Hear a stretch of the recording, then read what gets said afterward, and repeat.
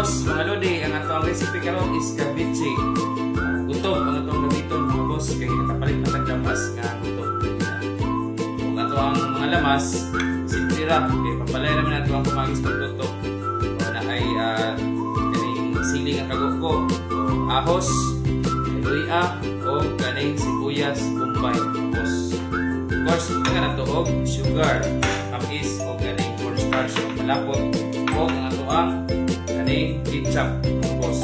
Nawa na ito niya mga boss kung labi pa niya ito ang putahe. Itong 700 ato ang isda mga lods. Kani itong gutob ng isda. O ready na ito ang pinirito ng isda mga lods. Kung sobra nga oil sa itong gipituhan, mo lang itong gamiton pag gisa sa itong mga lamas mga lods. O depende na nato. Pwede na ilunod na ito tanan dungan itong mga lamas.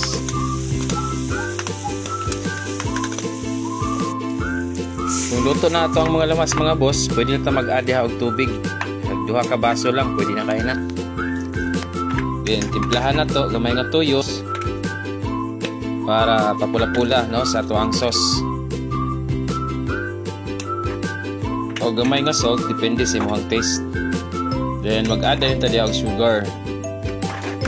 Hindi ragya po na sa imong gusto nimo katamison. Bukal na ang ato ang sauce mga boss, pwede na ito ilunod diha ang atong isda nga giprito.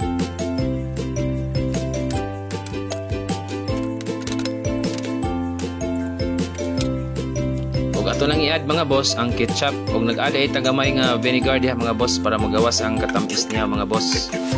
Ug ang cornstarch mga boss ato nang gi-add diha, wala na ato napakita mga boss. Ug luto na mga boss, mga lodi, ang ato ang ceviche nga gutom. Simple ra nga pagluto mga boss, pero lami na na para sa itong mga kids. Luto na ato ang ceviche nga gutom mga boss. Tilawan, hindi ba ni? Atong tahi.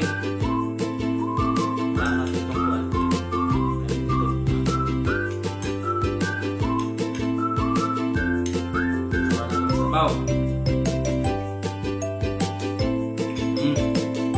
Sakto ra mga boss.